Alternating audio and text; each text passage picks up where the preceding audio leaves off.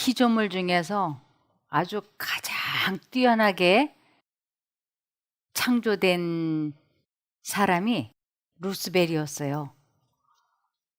이 하나님께서 거의 당신과 비슷하게 만들어 주셨어요.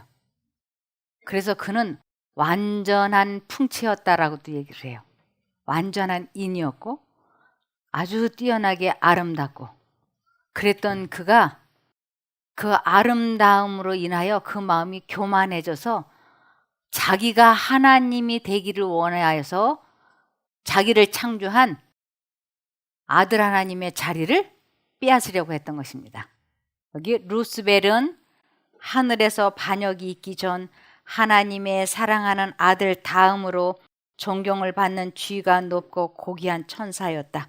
그러니까 아주 꽤 잘 창조되어 있는 천사였는데, 그를 또 다른 말로는 사람이라고도 부릅니다. 그의 얼굴은 다른 천사들과 마찬가지로 온화하고 행복스러움을 발산하고 있었다. 그의 높고 넓은 이마는 탁월한 지성을 보여주고 있었다. 그의 풍채는 완벽하였으며 그의 행동은 고상하고 위엄이 있었다. 그의 얼굴에서 특별한 빛이 빛나고 있어서 모든 다른 천사들보다 그의 주위를 더 밝게 비추었다. 그러나 하나님의 사랑하시는 아들 그리스도는 모든 천사들보다 더욱 뛰어난 분이셨다. 그는 천사들이 창조되기 전부터 아버지와 일체이셨다. 루스벨은 그리스도를 시기한 나머지 오직 그리스도께서만 홀로 가지셨던 지휘권을 서서히 찬탈하였다. 그런데 그가 이제 하늘에서 그리스도와 싸우고 지고 나서 이 지상으로 내려오게 되었습니다. 나는 사단이 행복한 높은 지위의 천사로 있었던 때의 모습을 보았다. 그 다음에 그의 지금의 모습을 보았다. 그는 아직도 위엄 있는 풍채를 지니고 있다. 그의 용모는 아직도 고상하였는데 이는 천사로서 타락한 존재이기 때문이다. 그러나 그의 얼굴 표정은 걱정, 근심, 불행, 원한, 증오, 시기, 기만, 그 외에 온갖 악이 가득하였다. 전에는 그렇듯 고상하였던 그의 이마를 나는 특별히 주목해 보았다. 그의 이마는 눈으로부터 움푹 들어가 있었다. 나는 그가 너무 오랫동안 악한 일에 혈안이 되어 있었으므로 모든 선한 성질이 저하되었으며 온갖 악한 특성들이 개발된 것을 보았다. 그의 눈은 교활하고 음흉하며 통찰력이 많아 보였다. 그의 골격은 장대하나 그 손과 얼굴은 살이 빠져 살갗이 늘어져 있었다. 이 루스벨이 늙은 거예요. 늙고, 그리고 이제 그의 이름은 더 이상 루스벨이 아니고 사단, 마귀, 뱀, 이렇게 바뀌게 되었습니다. 내가 그를 볼 때에 그는 왼손으로 턱을 괴고 있었다. 그는 뭔가 골똘하게 생각하고 있는 것 같았다. 그가 미소를 지을 때 나는 악의와 사단적 교활함이 만면에 가득 찬 것을 보고 와들와들 떨었다. 이 미소는 그가 자기의 흉계에 빠진 포로를 확실히 포획하기 바로 전에 짓는 미소였는데, 그가 그 희생자를 자기의 올무에 단단히 묶을 때 짓는 미소는 더욱 무서워져 모골이 송연해진다. 이 사단은 한 사람을, 내가 이 사람을 멸망시켜야 되겠다, 이 사람을 괴롭혀야 되겠다 하고 계획을 세울 때 그렇게 손을 이렇게 턱에다 괴고 아주 깊이 연구한다고요. 그러면서 어둠의 정사와 권세가 숫자도 많고 활동도 지속적이기는 하지만 그리스도인들은 결코 용기가 꺾이거나 절망하지 말아야 한다. 이 사단은 자기의 동맹자, 그 악한 천사들과 한 사람을 고문하기 위하여, 멸망시키기 위하여, 파멸시키기 위하여 의논을 하고 지속적으로 활동을 하지만 그것을 겁내지 말라고 말씀을 하시는 것입니다. 사단과 같은 능력이 없기 때문에 시험을 피할 수가 없을지도 모른다. 한 사람을 고문하기 위하여 일개의 군대를 파견하는 사단은 인간의 지혜나 힘만 가지고는 퇴치할 수가 없다. 한 군대를 파견하는 그 사단을 우리는 이길 수가 없지만 우리가 하나님께 연합하기만 하면 하나님께서 그의 선한 천사들을 보내셔서 보호해 주시기 때문에 아무 문제가 없다고 하는 것입니다. 이것을 에베소서 6장 12절을 보시겠습니다. 우리의 씨름은 혈과 육에 대한 것이 아니요. 이것은 혈과 육, 일반 사람들과의 싸움이 아니요. 정사와 권세와 이 어둠의 세상 주관자들, 악한 사단과 그의 동맹자 악한 천사들과의 우리와의 싸움이라고 하는 것입니다. 그래서 세상 주관자들과 하늘에 있는 악의 영들에게 대함이라고 말씀을 하셨어요. 우리가 그들을 이길 수가 없어요. 그래서 우리는 언제나 하나님과 연합해야만이 그분께서 우리를 보호해 주시는 것이지 우리가 싸워서 이기는 것은 아니라고 하는 것입니다. 그런데 이제 사단이 한 사람을 아주 마음 먹고 괴롭히려고 계획을 세웠어요. 그래서 사단은 아주 빈틈없이 계획을 짜고 그리고 그가 이 덫에 걸려들면 그때부터 그를 멸망으로 끌어갈 계획을 아주 잘 짜놓았어요. 여기 이제 한 사람을 위해서 사단이 여러 사람들을 자기의 한 군대를 파견해서 한 사람을 멸망으로 끌고 가는 것을 볼 수 있는 장면이 나와 있습니다. 이 성경은 하나님의 계획은 하나님을 선택하고 살면 이러이러한 복이 있고 사단을 선택해서 따라서 살면 이러이러한 저주가 있을 거라고 하는 것을 성경에서는 아주 자세히 기록해 놓았습니다. 그래서 생명의 길과 사망의 길이 있는데 너는 선택하라 그러죠. 열왕기상 21장 1절부터 보시겠습니다. 그 후에 이런 일이 있었다. 이제 이런 일이 있으니라. 이런 일이 있었다. 이것은 사단이 마음 먹고 이제 한 사람을 아주 궁지로 몰아놓으려고 계획을 세웠다. 이렇게 보시면 됩니다. 이스라엘 사람 나봇에게 포도원이 있었는데 그것이 이스라엘에 있는 사마리아 왕 아합의 왕궁 가까이 있었다. 아합이 나봇에게 말하기를 내 포도원을 내게 넘겨라. 그것이 내 왕궁 옆 가까이 있으니 내가 그것을 채소밭으로 만들고 그 대신에 내가 내게 이보다 더 좋은 포도원을 주든지 만일 내가 원한다면 내가 내게 돈으로 그 값을 지불하겠다 하였으나 나봇이 아합에게 대답하기를 제가 제 조상의 유업을 왕께 드리는 것은 여호와께서 금하시는 일입니다 라고 하였다. 이 아합 왕이 자기 왕궁 옆에 이 나봇이라고 하는 사람의 포도밭이 있는 것이에요. 그렇게 오랫동안 왕궁에 살면서 그 포도밭이 있는 것을 그전에는 아무렇지도 않게 보았던 것이에요.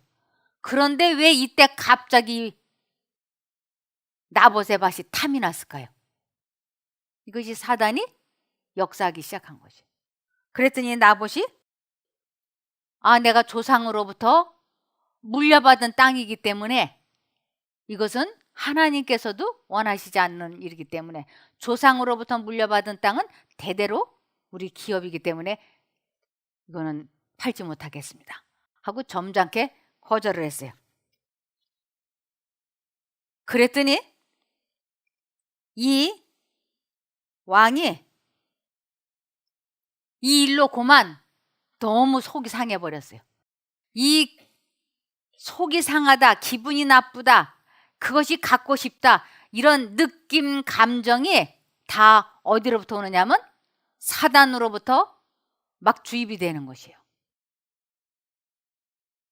그래서 이제 이 왕이 너무 그 갖고 싶은 포도밭을 못 가지니까 그만 식욕을 잃어버렸어요. 그래서 밥을 안 먹고 이제 들어누워 있으니까 그 아내 이세벨이 찾아와서 아, 왜 식사를 안 하고 이렇게 누워 계십니까? 그랬더니 이런 얘기를 쭉 하니까 이세벨은 하나님을 믿지 않는 사람이고 아주 간교한 사단이 그 마음에 악한 생각을 딱 주입시켰어요. 계략을 짜서 그 밭을 뺏을 수 있는 계략을 순식간에 이세벨의 머릿속에 사단이 주입시킨 것이에요. 그랬더니 아, 이세벨이 아합에게 이 나라를 통치한 것이 뭐 1년, 2년밖에 안 됐습니까? 지금 통치하십니까? 걱정하지 마시라고. 내가 저 포도밭 갖게 해주겠다고. 그러니 얼른 일어나서 식사하시라고. 그렇게 계획을 세웠어요.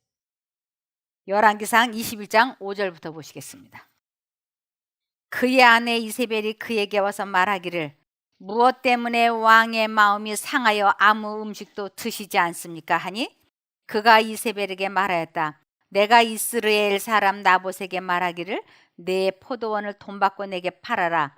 혹시 내가 원한다면 그 대신에 내게 다른 포도원을 주겠다 하였으나 그가 대답하기를 제 포도원을 왕께 드릴 수 없습니다라고 하였기 때문이요. 그의 아내 이세벨이 그에게 말하기를 왕께서는 지금 이스라엘을 다스리는 왕권을 행사하고 계십니까? 일어나 음식을 드시고 왕의 마음을 즐겁게 하십시오. 제가 왕께 이스라엘 사람 나봇의 포도원을 드리겠습니다. 아주 악적으로 이것이 얼마나 발달이 돼 있는지 왕의 말을 듣자마자 머릿속에 촥 계획이 술책이 돼 있는 거예요. 그리고는 이제 이세벨이 바로 자기의 계략을 사단이 넣어주는 그 악한 계략을 실천에 옮겼어요. 8절에 이세벨은 아합의 이름으로 편지들을 써서 그의 도장을 찍은 후 그 편지들을 그 성 안에서 나봇과 함께 살고 있는 장로들과 귀족들에게 보냈다. 이세벨이 편지들에 쓰기를 너희는 금식을 선포하고 나봇을 백성의 높은 곳에 앉히고 불량배 두 사람을 그의 맞은편에 앉혀 그들이 내가 하나님과 왕을 저주하였다라고 그에게 대해 증언하게 하고 그 후에 그를 끌고 나가 돌로 쳐 죽여라 하였다. 아주 악한 계략이 세워진 것입니다. 11절에 그의 성에 사는 장로들과 귀족들이 이세벨이 자기들에게 보낸 편지에 쓴 대로 하여 금식을 선포하고 나봇을 백성의 높은 곳에 앉히니 불량배 두 사람이 와서 그의 맞은편에 앉아 백성 앞에서 나봇에 대해 증언하기를 나봇이 하나님과 왕을 저주하였다 하니 무리가 그를 성 밖으로 끌고 나가 돌로 쳐 죽이고 이세벨에게 사람을 보내 말하기를 나봇이 돌에 맞아 죽었습니다라고 하였다. 나봇이 돌에 맞아 죽었다는 소식을 이세벨이 듣고 아합에게 말하기를 일어나서 이스라엘 사람 나봇이 팔지 않겠다고 한 그의 포도원을 차지하십시오. 나봇은 살아있지 않고 죽었습니다 하니 이것이 하나님 보시기에 악인 것이었어요. 나봇은 이렇게 해서 참으로 억울한 누명을 쓰고 죽음을 맞이했지만 그가 그때 하나님을 믿었다면 그는 죽었으나 영생을 얻는 사람이 되는 것입니다. 그래서 사람이 오래 살고 적게 사는 것보다 내가 하나님과 관계를 갖고 있느냐 아니냐 이것이 중요한 거예요. 그 마음에 하나님을 모시고 나봇이 죽음을 맞이했다면 그는 구원을 얻은 게 되는 것입니다. 그래서 나봇은 아주 억울하게 죽음을 맞이했습니다. 그런데 16절에 아합이 나봇이 죽었다는 말을 듣고 일어나서 이스라엘 사람 나봇의 포도원을 차지하기 위해 그리로 내려갔다. 그때 여호와의 말씀이 디셉 사람 엘리야에게 임하여 말씀하셨다. 다윗이 죄를 지었을 때 그 1년 동안 하나님께서는 침묵하셨어요. 그러나 그를 내버려 두면 다윗이 멸망당할 것 같으시니까 하나님께서 나단 선지자를 보내서 그를 회개시키셔서 사단의 올무에서 빠져나올 수 있도록 길을 마련해 주셨어요. 아합은 그 많은 왕들 중에서 아합은 악한 왕 중에 악한 왕이었어요. 너무나 악한 왕이었어요. 그럼에도 불구하고 하나님께서는 이 아합 왕을 용서하셨어요. 그리고 그를 구원하시기를 열망하셨어요. 아합이 나쁜 게 아니고 사단이 아합을 조정하고 있다고 하는 것을 하나님께서는 아시기 때문에 이 아합을 어떻게 해서든지 사단의 올무에서 건져주시기를 원하셨던 것입니다. 그래서 다윗에게 나단이라고 하는 선지자가 보내졌던 것처럼 아합에게는 엘리야라고 하는 선지자가 보내줬어요.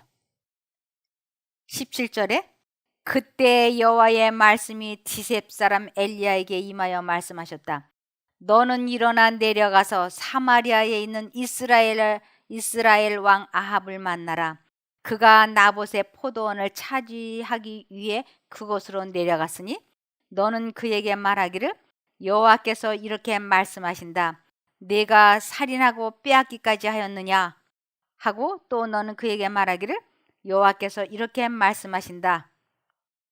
다윗이 죄를 졌을 때 나단 선지자를 보내고 내가 이렇게 나를 업신여기고 우리아를 죽이고 바세바를 취했느냐고 책망하시고 난 후에 사단이 자기의 말을 들었던 사람들에게 어떠한 벌을 주려고 계획했는지를 쭉 말씀을 해주셨어요. 사단의 계획을 하나님께서 다윗에게 나단의 입을 통해서 말씀하셨던 것처럼 이제 이 아합 왕에게도 엘리야의 입을 통해서 내가 사단이 시키는 대로 종노릇을 했기 때문에 이제 자기의 종이 된 너에게 사단이 이렇게 하게 너를 벌 줄 거라고 하는 것을 하나님께서 가르쳐 주셨어요. 19절에 너는 그에게 말하기를 여호와께서 이렇게 말씀하신다. 내가 살인하고 빼앗기까지 하였느냐 하고 또 너는 그에게 말하기를 여호와께서 이렇게 말씀하신다. 나봇의 피를 핥던 곳에서 개들이 내 피 곧 너의 것도 핥을 것이다 라고 하여라. 아합이 엘리야에게 말하기를 내 원수야 내가 나를 찾았느냐 하니 그가 대답하였다. 이 아합은 하나님의 선지자들을 아주 싫어했어요. 왜냐하면 자기에게 찾아와서 해주는 말들이 맨 이렇게 불길한 말만 하기 때문에 아주 원수처럼 생각했어요. 그래서 여기에 내 원수야 내가 나를 찾았느냐 하니 그가 대답하였다. 엘리야를 보면서 아주 원수처럼 됐어요. 제가 찾았습니다. 왕께서 자신을 팔아 여호와 보시기에 악을 행하셨기 때문입니다. 자신을 팔았다라고 하는 것은 사단에게 내어주어서 이런 뜻이에요. 그래서 하나님 보시기에 악을 행하셨기 때문에 이제 누구의 계획을 알려주려고 왔느냐 하면 사단이 아합에게 벌 주려고 세워놓은 계획을 이제 하나님께서 알려주려고 이 엘리야를 보내신 거예요. 여호와께서 말씀하셨습니다. 내가 네게 재앙을 내려 너를 쓸어버리고 아합에게 속한 남자는 매인자나 노인자나 할 것 없이 이스라엘에서 끊어버릴 것이다. 이것은 하나님께서 아합 집안의 모든 남자를 다 죽인다는 것이 아니고 이제 사단이 아합과 아합 가족을, 남자를 다 죽게 할 계획인 것을 하나님께서 엘리야를 통해서 지금 알려주시는 것이에요. 내 집을 느밧의 아들 여로보암의 집과 아히야의 아들 바사의 집과 같이 되게 할 것이니 내가 자초한 진노 때문이며 또 내가 이스라엘로 죄를 짓게 하였기 때문이다. 이 느밧의 아들 여로보암의 집과 아히야의 아들 바사의 집은 철저하게 하나님을 믿지 않는 사람들이었어요. 아주 하나님이라면 싫어하고, 그래서 우상 숭배를 했던 사람들이에요. 그러면서 23절에 이세벨에 대해서도 여호와께서 말씀하시기를 개들이 이세벨을 이스라엘의 성벽 곁에서 먹을 것이다. 사단은 다 계획을 가지고 있었어요. 하나님은 사람의 마음을 다 아신다 그랬어요. 이 사람의 마음은 우리들의 마음뿐만 아니라 사단도 사람이라 그러기 때문에 사단의 모든 계획을 하나님은 다 아시고 계셨어요. 그런데 하나님께서는 아합을 사랑하셨어요. 사단에게 속아서 그렇게 인생을 그르치는 것을 보시고 그에게 회개하기 위하여 엘리야를 보내셔서 지금 역사하시고 있는 것입니다. 그래서 아합도 아주 불행하게 죽게 될 것이고 그의 아내 이세벨도 아주 불행하게 죽게 될 것이고 개들이 그들의 피를 핥고 먹게 될 것이라고 하는 것을 하나님께서는 예언해 주시는 것이었습니다. 하나님께서 그렇게 하시겠다는 게 아니고 사단이 이를 그렇게 꾸밀 것을 말씀하시는 것이었어요. 24절에 아합에게 속한 자가 성 안에서 죽으면 개들이 먹고 들에서 죽으면 하늘의 새가 먹을 것이다 라고 하셨습니다. 아합과 같이 자신을 팔아 여호와 보시기에 악을 행한 자는 아무도 없었으니 이것은 그의 아내 이세벨이 그를 부추겼기 때문이다. 아합처럼 이렇게 우상 숭배를 하고 이렇게 악하게 하는 사람이 없었는데 아합이 특별히 그렇게 했던 것은 자기 아내 이세벨이 그를 부추겼기 때문이라고 말씀을 하셨어요. 이세벨이 사단의 종노릇을 했기 때문에 사단은 이세벨도 벌을 주려고 계획을 하고 있는 것입니다. 그는 여호와께서 이스라엘 자손들 앞에서 쫓아낸 아모리 사람들이 행한 것 같이 우상들을 따르는 매우 혐오스러운 일을 저질렀다. 아합은 이 말들을 듣고서 자기 옷을 찢고 몸에 베옷을 걸치며 금식하고 베옷을 입은 채로 누우며 걸음을 조심스럽게 하였다. 아합이 가만히 듣고 보니까 자기 집안이 완전히 망하는 소식이. 그러면서 이때만큼은 아합이 잘못을 뉘우치기 시작을 했어요. 이때만큼은.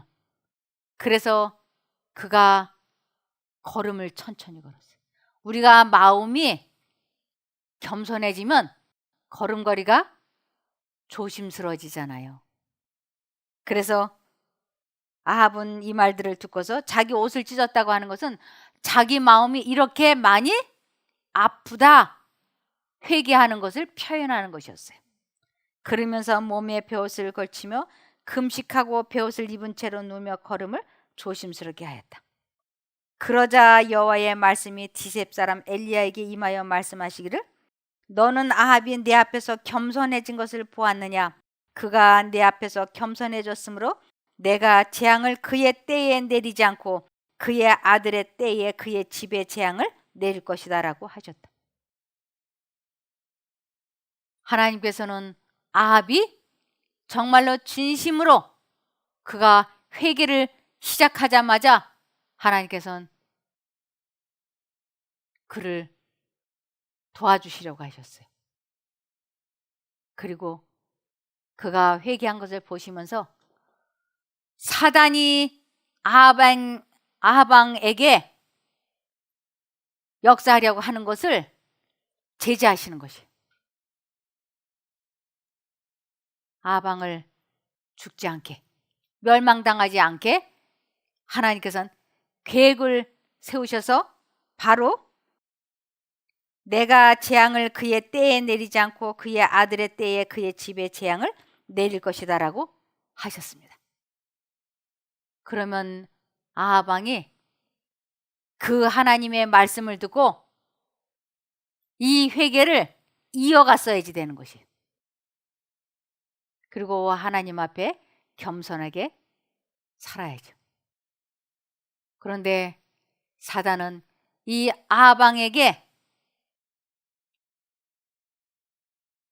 회개를 이어가지 못하게 하려고 그는 그의 부하들과 아주 긴밀하게 회의를 했어요. 이 아하방을 우리가 죽게 만들자. 어떻게 해서든지 멸망받게 하자. 그래서 이 사단이 그의 동맹자들을 불러 모아서 회의를 하는 것이에요. 이 아하방을 어떻게 하면 죽일 수 있겠느냐? 그랬더니 어떤 악한 천사는 나는 이렇게 해서 아합을 공경에 빠뜨려서 죽게 만들겠습니다. 어떤 다른 영은 나는 이렇게 하겠습니다. 그랬어요. 그런데 그 중에 한 영이 제가 그의 부하들 입에 거짓말하는 영이 되어서 그가 거짓말을 하도록 내가 도와주겠습니다. 그래서 아합을 전쟁터에 나가게 해가지고 전쟁터에서 죽게 하겠습니다. 그런데 그걸 사단이 이렇게 들어보니까 이 계획이 너무 좋은 거예요. 그랬더니 맞다. 그대로 해라. 그러면 성공할 것이다. 아합이 죽을 수 있다. 그래서 하나님께서 아합이 죽지 않게 하시려고 엘리야를 보내셨는데 사단은 아합이 다시 그 회개를 이어가지 못하도록 사단이 다른 계책을 또 세워서 아합을 기가 막히게 죽음으로 몰고 가는 것은 내일 말씀드리겠습니다. 기도하겠습니다. 하늘에 계신 저희들의 아버지 하나님, 저희가 하나님을 선택하면 하나님께서 주시는 복을 받고 상을 받을 수 있지만 사단이 주는 생각을 선택하면 저주를 자초하게 되고 삶이 얼마나 어려워지는지를 이제 성경을 통해서 배우고 있습니다. 이 말씀을 잘 듣고 저희가 저희들의 삶에 이 말씀을 적용하고 실천해보고 경험해 볼 수 있게 도와주시옵소서. 저희들이 이 말씀을 읽을 때 들을 때 하나님의 성령께서 온전히 밝게 깨닫게 하여 주시옵소서. 그리고 중요한 순간 때마다 이 배운 말씀을 생각나고 기억나게 하여 주셔서 저희들이 하나님의 뜻에 순종하는 삶을 살도록 도와주시옵기를 예수님 이름으로 기도합니다. 아멘.